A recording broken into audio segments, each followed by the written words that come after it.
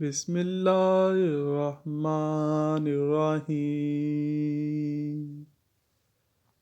حضرت خدیجہ رضی اللہ تعالیٰ عنہا عام طور پر رات کی تاریکی میں اپنی سہیلیوں کے ہمراہ کعبہ کا طواف کرنے کے لیے جاتی تھیں۔ ایک رات جب طواف کعبہ کے لیے گئیں، طواف بجا لانے کے بعد کعبہ کے دروازے کے سامنے کھڑی ہو کر اپنے پروردگار سے راز و نیاز کرنے میں مشغول ہوئیں اور نصف شب کو گھر لوٹیں۔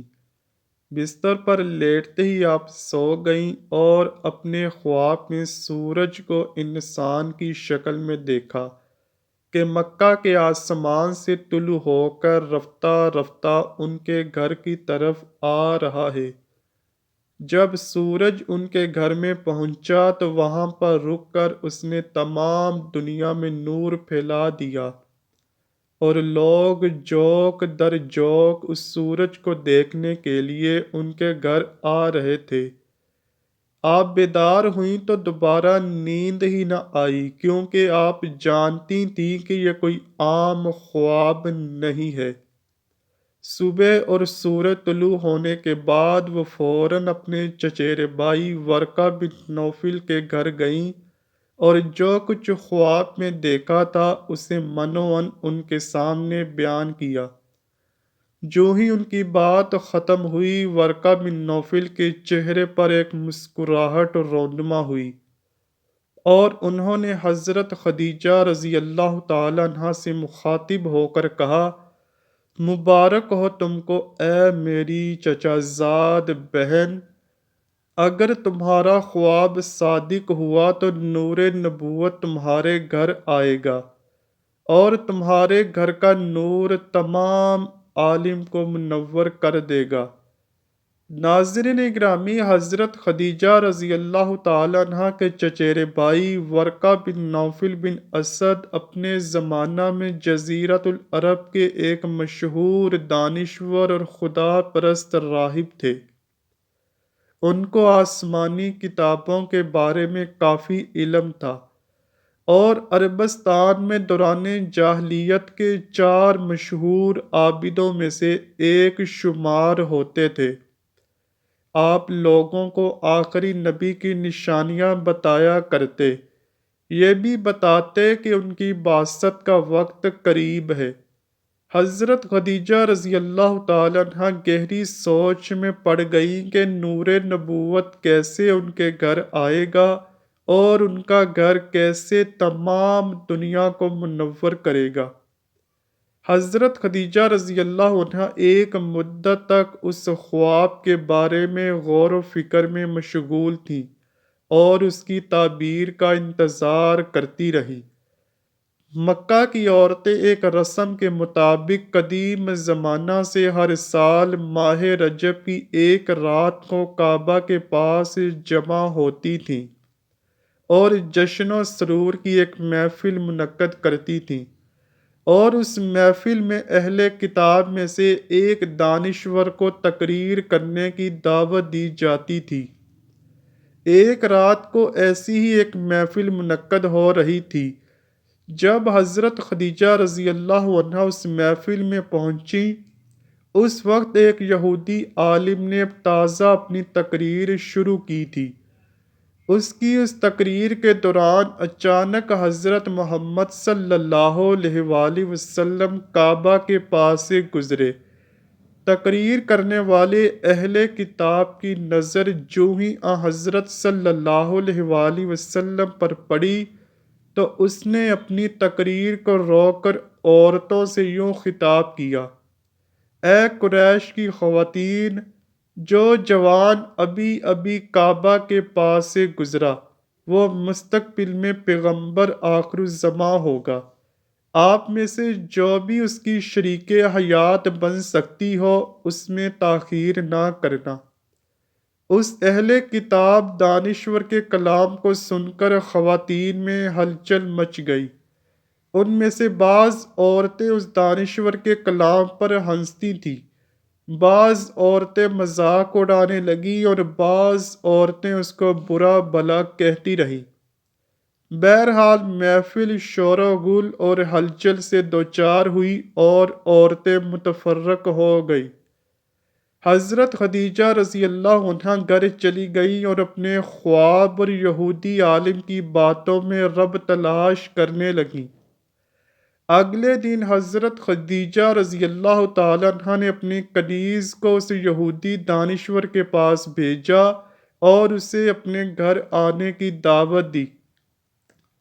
یہ اہل کتاب دانشور جب حضرت خدیجہ رضی اللہ تعالیٰ عنہا کے گھر پہنچا تو حضرت خدیجہ رضی اللہ تعالیٰ عنہا نے اس سے سوال کیا کہ اے دانشور، آپ نے کیسے سمجھا کہ محمد خدا کے پیغمبر ہیں؟ یہودی عالم نے جواب دیا، میں نے ان کی صفات کو تورات میں پڑھا ہے۔ تورات میں آیا ہے کہ پیغمبر آخر الزمان کے ماں باپ ان کے بچپن میں دنیا سے جائیں گے، ان کی کفالت پرورش اور حفاظت ان کے جد کریں گے، اور وہ قریش کی خاتون سے شادی کریں گے جو اپنی قوم کی عظیم خاتون ہوں گی اور اپنے قبیلہ میں امیر اور صاحب تدبیر ہوں گی۔ اس کے بعد اس یہودی دانشور نے حضرت خدیجہ رضی اللہ تعالیٰ عنہا سے مخاطب ہو کر کہا، اے خدیجہ، میری اس بات کو اپنے پاس محفوظ رکھنا اور اسے فراموش نہ کرنا۔ اس کے بعد اس دانشور نے حضرت صلی اللہ علیہ وآلہ وسلم کی عظمت و جلال کے بارے میں چند اشعار پڑھے اور واپس جاتے وقت حضرت خدیجہ رضی اللہ تعالی عنہا سے مخاطب ہو کر کہا، کوشش کرنا کہ محمد کو نہ کھو دینا، ان کے ساتھ شادی کرنے میں دنیا و آخرت کی سعادت ہے۔ حبیب خدا سرور کائنات احمد مجتبیٰ حضرت محمد صلی اللہ علیہ وآلہ وسلم 25 برس کے ہوئے تو خشک سالی نے مکہ کو گھیر لیا۔ جناب ابو طالب نے حضرت محمد صلی اللہ علیہ وآلہ وسلم سے مخاطب ہو کر کہا، اے میرے بھتیجے، ہم سخت حالات سے دوچار ہیں، میں بھی بوڑھا اور تنگ دست ہو چکا ہوں اور زندگی کے آخری ایام گزار رہا ہوں۔ میری تمنا ہے کہ مرنے سے پہلے آپ کے لیے شریک حیات کو منتخب کروں تاکہ آپ شادی کریں اور میں بھی اطمینان اور سکون کے ساتھ اس دنیا کو الوداع کہوں۔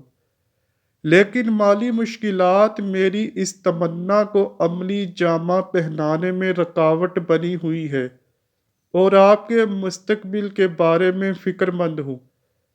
جناب ابو طالب نے اپنی بات کو جاری رکھتے ہوئے فرمایا، اے محمد، قریش کا تجارتی کاروان عنقریب تشکیل پا کر شام جا رہا ہے۔ خدیجہ بنت خویلد ہماری رشتہ دار ہے اور کافی دولت مند ہے۔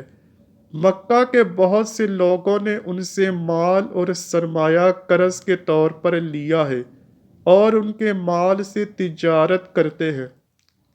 اگر آپ خدیجہ کے پاس جائیں گے تو مجھے یقین ہے کہ وہ آپ کو کافی مال دیں گی اور اس سرمایے سے مال خرید کر قریش کے کاروان کے ہمراہ آپ شام چلے جائیں۔ شاید اس تجارت کے نتیجے میں آپ کو کوئی نفع مل جائے اور خداوند متعال ہماری زندگی کی بعض مشکلات کو حل کر دے۔ دوسری طرف حضرت خدیجہ بنت خویلد کے پاس رسول اللہ صلی اللہ علیہ وآلہ وسلم کی صداقت و امانت کی خبریں متواتر پہنچ رہی تھیں۔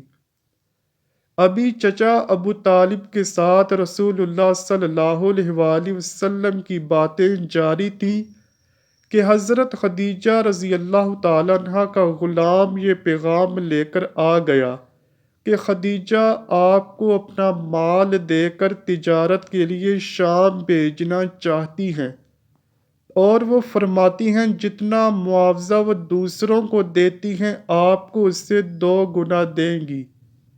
اس پر جناب ابو طالب نے آپ صلی اللہ علیہ وآلہ وسلم سے کہا کہ یہ وہ رزق ہے جو اللہ نے تمہاری جانب کھینچ کر بھیجا ہے۔ اس کے بعد آپ قافلے کے ساتھ شام کی طرف روانہ ہوئے۔ آپ کے ہمراہ حضرت خدیجہ رضی اللہ تعالیٰ عنہا کا غلام میسرہ بھی تھا۔ جب قافلہ شام کے شہر بصرہ میں پہنچا تو وہاں نستورہ راہب نے آپ صلی اللہ علیہ وآلہ وسلم میں نبوت کی علامات پہچان کر آپ کے آخر الزماں ہونے کی پیشن گوئی کی۔ دوسرا اہم واقعہ یہ پیش آیا کہ جب آپ نے تجارتی سامان فروخت کر لیا تو ایک شخص سے کچھ بات چیت بڑھ گئی۔ اس نے کہا کہ لات و عزیٰ کی قسم اٹھاؤ تو ان حضرت صلی اللہ علیہ وآلہ وسلم نے فرمایا میں نے کبھی ان دونوں کی قسم نہیں کھائی، میں تو ان کے پاس سے گزرتے ہوئے ان سے منہ موڑ لیتا ہوں۔ اس شخص نے یہ بات سن کر کہا حق بات تو وہی ہے جو تم نے کہی۔ پھر اس شخص نے میسرہ سے مخاطب ہو کر کہا خدا کی قسم یہ تو وہی نبی ہے جس کی صفات ہمارے علماء کتابوں میں لکھی ہوئی پاتے ہیں۔ تیسرا واقعہ یہ پیش آیا کہ میسرہ نے دیکھا کہ جب تیز گرمی ہوتی تو بادل نبی اکرم صلی اللہ علیہ وآلہ وسلم پر سایہ کر رہے ہوتے۔ یہ سب کچھ دیکھ کر میسرہ تو آپ صلی اللہ علیہ وآلہ وسلم سے بہت ہی زیادہ متاثر تھا۔ واپسی میں دوپہر کے وقت جب واپس پہنچے تو حضرت خدیجہ رضی اللہ تعالیٰ عنہا نے اپنے بالا خانے میں بیٹھے بیٹھے دیکھا کہ نبی اکرم صلی اللہ علیہ وآلہ وسلم اپنے اونٹ پر بیٹھے اس طرح تشریف لا رہے تھے کہ بادل نے صرف آپ پر سایہ کیا ہوا تھا۔ حضرت خدیجہ رضی اللہ تعالیٰ عنہا اور ان کے ساتھ بیٹھی ہوئی عورتوں نے یہ منظر دیکھ کر بہت تعجب کیا۔ قافلہ رکا تو میسرہ حضرت خدیجہ رضی اللہ عنہا سے بھی ملنے گیا اور سارے سفر کی رداد سنا دی۔ حضرت خدیجہ رضی اللہ تعالیٰ عنہا جو رسول اللہ صلی اللہ علیہ وآلہ وسلم سے پہلے ہی متاثر تھی، وہ سفر کے واقعات سن کر آپ کی گرویدہ ہو گئی، بلکہ ان کا رسول اللہ صلی اللہ علیہ وآلہ وسلم کو تجارتی سفر پر بھیجنے کا مقصد بھی یہی تھا کہ کسی طرح حضور اکرم صلی اللہ علیہ وآلہ وسلم سے ملاقات ہو سکے۔ چنانچہ میسرہ کو کہا گیا کہ اب محمد صلی اللہ علیہ وآلہ وسلم کو بھیجو تاکہ میں ان سے تجارت کا حساب لے سکوں۔ نبی رحمت صلی اللہ علیہ وآلہ وسلم جب حضرت خدیجہ کے سامنے آئے تو آپ کا روشن چہرہ دیکھ کر حضرت خدیجہ دنگ رہ گئی اور بے ہوشی کا عالم طاری ہو گیا۔ اسی دوران رسول اللہ صلی اللہ علیہ وآلہ وسلم نے سارا حساب تجارت کیا اور واپس تشریف لے گئے۔ جب آپ چلے گئے تو تب حضرت خدیجہ ہوش میں آئی اور میسرہ سے پوچھا کہ محمد صلی اللہ علیہ وآلہ وسلم کدھر ہیں؟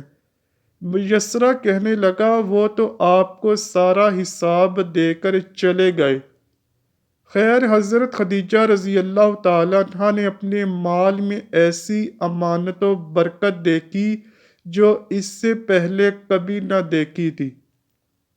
مال کی خرید و فروخت کا حساب دیکھا تو منافع 2 گنا سے زیادہ تھا۔ آپ نے فوری اپنے غلام میسرہ کو رسول اللہ صلی اللہ علیہ وآلہ وسلم کے پیچھے بھگایا اور طے شدہ معاوضے سے بھی 2 گنا منافع حضور اکرم صلی اللہ علیہ وآلہ وسلم کو بھیجا۔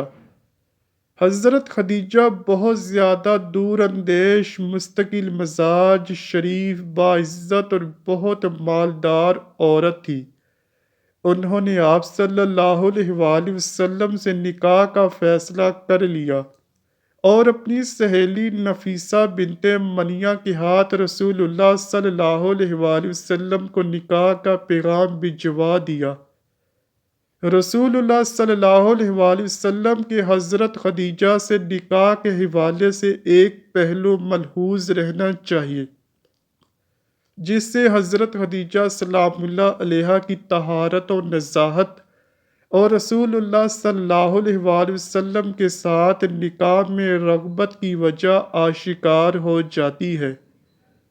چنانچہ بعض روایات سے یہ بات معلوم ہوتی ہے کہ حضرت خدیجہ رضی اللہ تعالی عنہ کے چچا زاد ورقہ بن نوفل، جو زمانہ جاہلیت میں ہی نصرانیت قبول کر چکے تھے اور عبرانی زبان بھی جانتے تھے اور انجیل عبرانی پڑھ کر اپنے اقربا کو اس کی روشنی میں واعظ و نصیحت بھی کرتے تھے اور ایک آخری نبی کے آنے کی بشارت بھی سناتے تھے، عمر کے اعتبار سے یہ بزرگ تھے اور حضرت خدیجہ رضی اللہ تعالی عنہا ان کے یہ نصائح اور سچے نبی کی بشارت بہت شوق و رغبت سے سنتی تھی، نیز یہ بھی سنتی تھی کہ اس نبی عظیم الشان کی بعثت کا زمانہ قریب ہے، اور اس حوالے سے انہوں نے ورقہ بن نوفل سے کافی کچھ سن رکھا تھا۔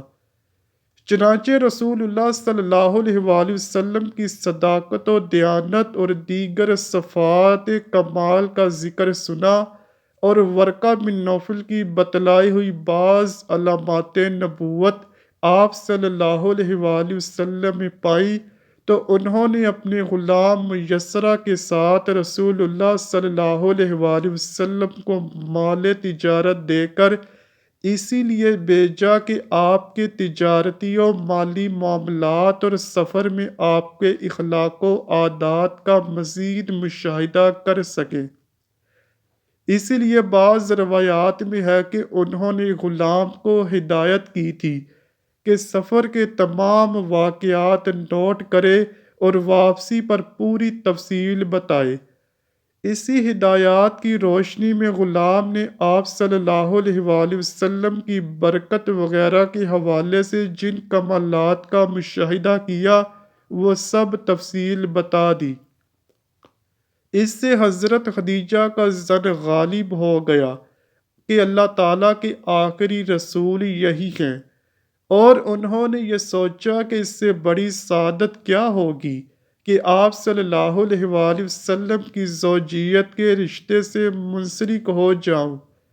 چنانچہ صدیقہ طاہرہ مطہرہ ام المومنین حضرت خدیجہ رضی اللہ عنہا نے بالواسطہ آپ صلی اللہ علیہ وآلہ وسلم کو پیغام نکاح بھیجا۔ رسول اللہ صلی اللہ علیہ وآلہ وسلم نے اپنے چچاؤں کو مذکورہ رشتے کے سلسلے میں آگاہ فرمایا، جس کے بعد آپ صلی اللہ علیہ وآلہ وسلم کے چچا حضرت حمزہ رضی اللہ تعالیٰ عنہ رسول اللہ صلی اللہ علیہ وآلہ وسلم کے ساتھ حضرت خدیجہ رضی اللہ تعالیٰ عنہ کے والد خویلد بن اسد کے پاس رشتہ لے کر آئے۔ بمطابق روایت ابن اسحاق، جبکہ مبرد و دیگر کے قول کے مطابق حضرت خدیجہ رضی اللہ تعالی عنہا کے والد کا انتقال ہو چکا تھا۔ حضرت حمزہ رضی اللہ تعالیٰ عنہ رشتہ لے کر حضرت خدیجہ رضی اللہ تعالیٰ عنہ کے چچا عمرو بن اسد کے پاس تشریف لائے۔ رشتہ طے ہونے کے بعد نبی و آخر الزماں حضور اکرم صلی اللہ علیہ وآلہ وسلم اور حضرت خدیجہ رضی اللہ تعالی عنہا کے نکاح کی تقریب جناب ابو طالب کی نگرانی میں حضرت خدیجہ رضی اللہ تعالی عنہا کے گھر میں منعقد ہوئی۔ امید کرتا ہوں کہ آپ کو ویڈیو ضرور پسند آئی ہوگی۔ اگر ویڈیو پسند آئی ہے تو ویڈیو کو لائک کیجیے، شیئر کیجیے اور چینل کو لازمی سبسکرائب کیجیے۔ کمنٹ سیکشن میں اپنی رائے کا اظہار بھی ضرور کیجیے گا۔ ملتے ہیں اگلی ویڈیو میں، تب تک کے لیے اللہ حافظ۔